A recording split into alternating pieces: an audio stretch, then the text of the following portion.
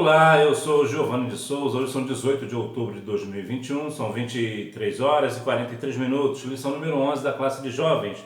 Julgamento final, novos céus e nova terra. Lição essa que, do dia 12 de dezembro, dia da Bíblia. Respondendo à hora da revisão. Resposta número 1. As qualificações de Jesus Cristo se dão por sua obediência e humilhação voluntária, em decorrência de sua submissão ao Pai. Jesus foi exaltado soberanamente e restituído à sua posição apropriada. Número 2, o aniquilacionismo. Número 3, o universalismo. Número 4, nessa cidade não haverá templo, será construída de pedras preciosas e nas 12 portas estarão o nome das 12 tribos. Número 5, ali o fogo jamais se apagará e será a morada eterna do diabo, o falso profeta e o anticristo. Texto do dia. E vi um grande trono branco e o que estava assentado sobre ele, cuja presença fugiu a terra e o céu, e não se achou lugar para eles. Apocalipse capítulo 20, versículo 11. Esse é o julgamento final, novos céus e nova terra. Síntese, no final da história, Deus pedirá a prestação de contas da humanidade não regenerada e após a condenação estabelecerá definitivamente novos céus e nova terra nos quais habitará a justiça. Portanto, nos novos céus e nova terra terá somente nós, os salvos na pessoa de Cristo. Por quê? Porque certamente aqueles que não aceitaram a Cristo padecerão na eternidade sem Ele. Introdução. As Escrituras revelam que Deus separou um dia para julgar a Satanás e todos os ímpios que rejeitaram a mensagem da salvação. O julgamento final será presidido por Jesus Cristo, a quem o Pai outorgou todo o poder para julgar e estabelecer a justiça. Portanto, Deus deu a Cristo todo o poder para julgar. Por isso, como Jesus morreu na cruz para salvar a humanidade, e a humanidade, boa parte, a maior parte, não recebe esta salvação, naquele grande dia essas pessoas responderão por não ter recebido esta salvação. E Jesus é quem irá presidir isso. Por quê? Porque a salvação foi feita por ele na cruz do Calvário. Como o povo não vai receber, boa parte não recebe, então o próprio Cristo irá julgá-lo. Por quê? Porque Deus deu a ele todo o poder para julgar e certamente julgará com justiça. Por quê? Porque Jesus é a nossa justiça. O julgamento final, o presidente do tribunal. Em decorrência de sua submissão ao Pai, Jesus foi exaltado soberanamente e restituído à sua posição apropriada. Deus o exaltou soberanamente, toda língua confessará e todo joelho se dobrará diante dele. Bom, Cristo se humilhou e foi obediente ao Pai. E nele está todo o poder lhe foi lhe dado nos céus e na terra. Por quê? Porque devido à sua obediência ao Pai, o Senhor Jesus foi obediente ao seu Pai, a Deus, e deu a nós a nossa salvação. E todo joelho vai se dobrar diante dele. Muitas pessoas que hoje não recebem como advogado, naquele dia o receberá, terá que receber ele como juiz. E certamente o Senhor Jesus irá julgar e condenar toda a humanidade que não aceitou a Cristo como Salvador. É bom, interessante até comentar o seguinte: muitas pessoas dizem, querem colocar a culpa em Deus, que Deus vai levar o povo para o inferno. Vamos entender o seguinte: existem dois caminhos, céu e inferno. E as pessoas não querem a Deus. Se as pessoas não querem a Deus, então no dia do juízo, no dia da eternidade, eles irão justamente para um lugar onde não existe a presença de Deus. No caso, o inferno. Portanto, o inferno é uma forma de Deus respeitar a escolha da pessoa. A pessoa optou por querer um lugar sem a presença de Deus. Então vai para o inferno. Os livros do julgamento. A Bíblia faz referência a livros no juízo final, os quais conterão certamente os registros das obras dos homens, e menciona especificamente o livro da vida. O Espírito Santo nos Salmos revela também a existência de um livro de Deus, onde estariam escritas as condutas dos homens. Da mesma forma, o profeta Daniel. Como João, no juízo final, livros sendo abertos, Jesus, por sua vez, mencionou a importância de se ter o nome escrito nos céus. Deus, Ele é onisciente, onipresente, onipotente. Nosso Deus, Ele não precisa de livro para registrar absolutamente nada para Ele. Por quê? Porque Ele sabe de todas as coisas. Então, por que existe o registro? O registro é uma prova contra as pessoas. Nós, por exemplo, você não sabe o dia que você nasceu. Por quê? Porque você deve ter sido muito pequeno, né, quando você nasceu. Pois bem, mas como você sabe? Porque existe um documento, existe um registro que diz o dia que você nasceu. A ideia no céu, na ideia do livro do julgamento, a ideia é parecida. Deus não precisa, mais uma vez, Deus não precisa do livro, mas Ele o fará para servir de testemunha, para se valer de prova contra as pessoas, né? Não vai ser um julgamento ao acaso, vai ser um julgamento com justiça. Então o Senhor irá provar para as pessoas o que fizeram. As pessoas na verdade sabem, mas o Senhor irá provar. E por isso a ideia do livro, né? O livro da ideia de registro, né? De algo que se tem. Por exemplo, quando alguém publica um livro, tudo que aquela pessoa teve, as ideias estão registradas naquele livro, estão publicadas. Então, oficialmente, ele é um documento, ele prova que ele foi, por exemplo, o primeiro a publicar uma determinada obra.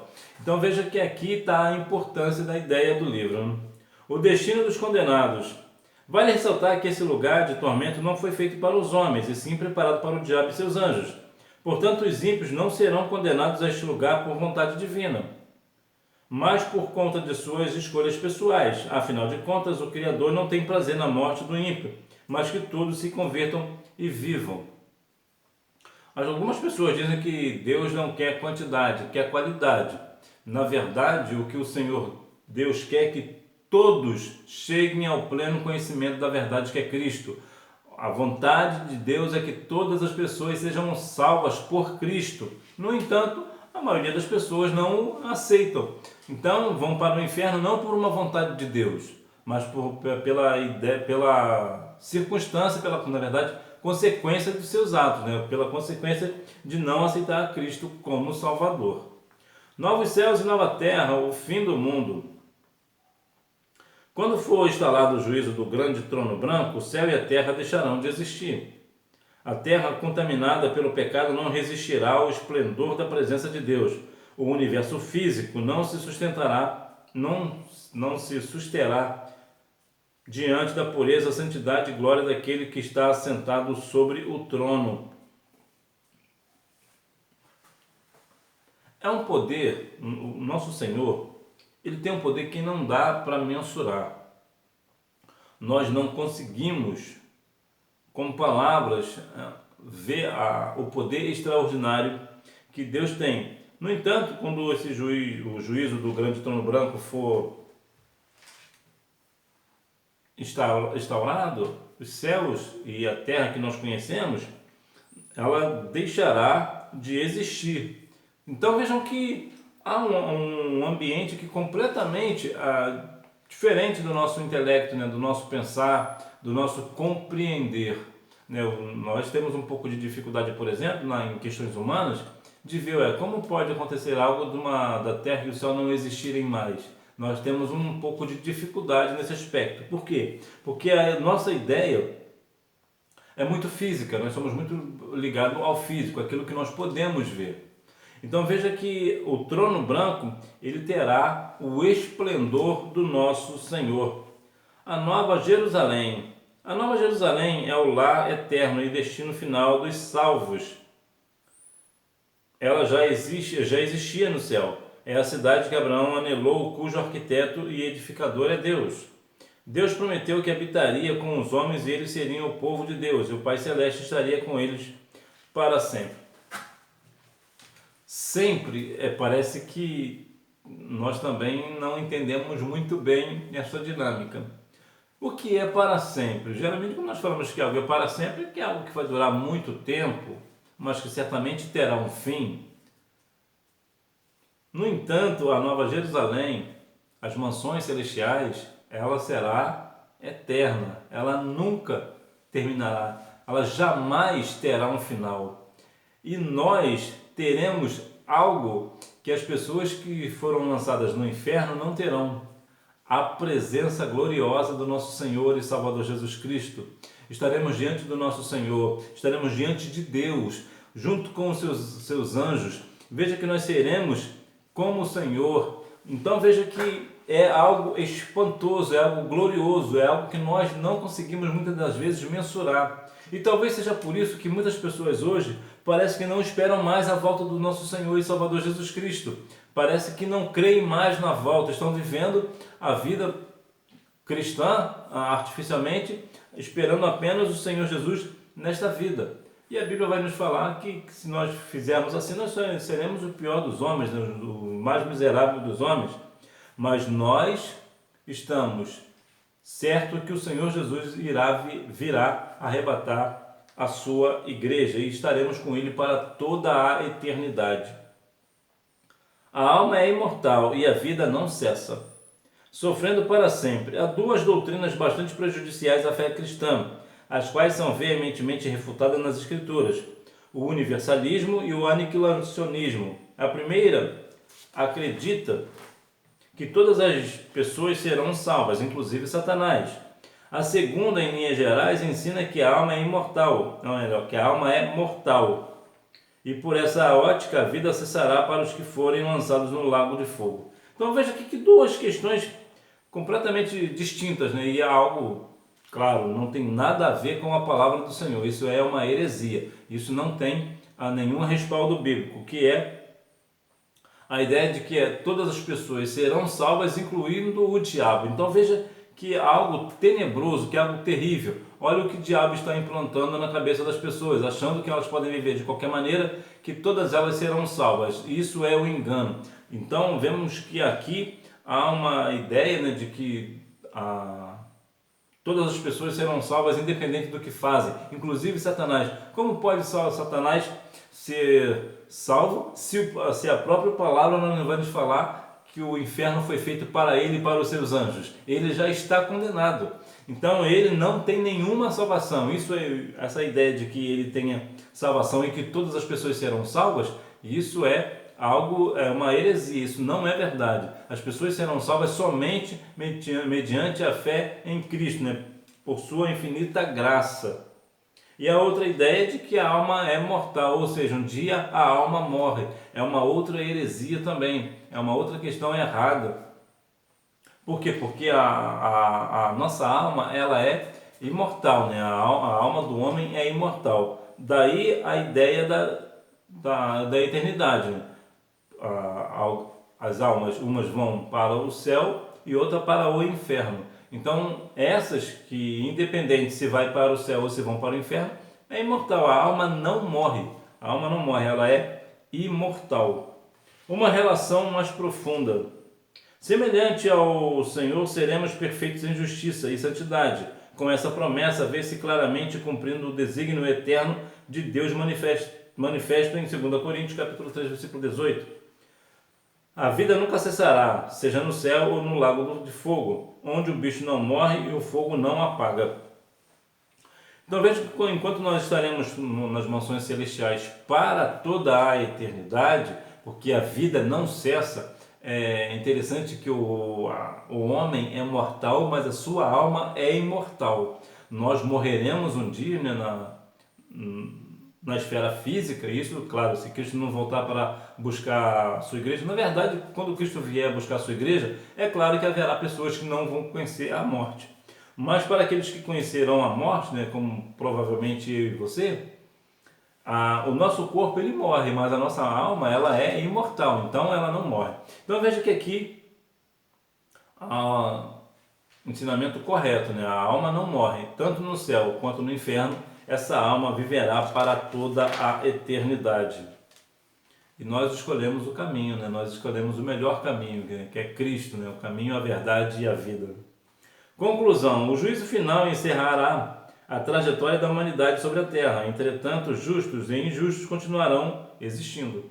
Os bons desfrutarão das delícias da presença de Deus em um novo mundo e os maus serão atormentados eternamente. A definição do destino final de cada pessoa está condicionada à escolha individual.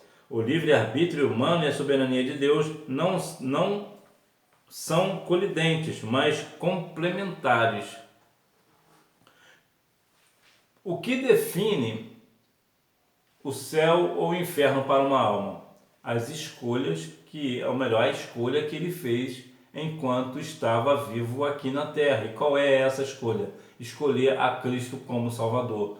Quando alguém escolhe a Cristo como Salvador, que aceita a sua salvação, que aceita o amor de Deus através de Cristo, essa pessoa estará salva, porque ela vive uma vida de santidade diante do Senhor, aceitou a Cristo como Salvador, vive uma vida de santidade, então certamente estará nas mansões celestiais. É somente isso que basta para ser salvo, crer no Senhor Jesus. E, claro, viver uma vida de santidade diante dele, para que naquele grande dia, no dia do arrebatamento, a pessoa venha também ser arrebatada como igreja de Cristo. E que nós venhamos a cada dia mais estar firmes no caminho que é Cristo, para que naquele grande dia, no dia do arrebatamento, nós também sejamos arrebatados nos ares para nos encontrar com o nosso Senhor e Salvador Jesus Cristo. É interessante também, e a ideia é até um pouco pesada, mas nós devemos compreender que cada um de nós podemos perder a nossa salvação. Então nós devemos trabalhar essa salvação a cada dia. E como trabalhamos a nossa salvação? Crendo cada dia mais na obra salvífica do nosso Senhor e Salvador Jesus Cristo. Crendo nele, tendo uma vida com ele, com santidade. Porque muitas das vezes algumas pessoas, no intuito de talvez querer curtir o mundo, curtir a vida, saem dos caminhos do Senhor e logo perece. Então, e vai para a eternidade sem Jesus. Mesmo uma vez que aceitou a Cristo, agora parte para a eternidade sem Jesus. Os desviados, na verdade, são os que mais sofrerão, porque no dia do arrebatamento somente eles saberão o que de fato estará acontecendo. Então que nós venhamos não nos desviar, mas continuar firme no caminho do nosso Senhor e Salvador Jesus Cristo. Que você tenha uma boa aula, não deixe de ir à Escola Bíblica Dominical, até porque quem faz a escola é o aluno. Tchau!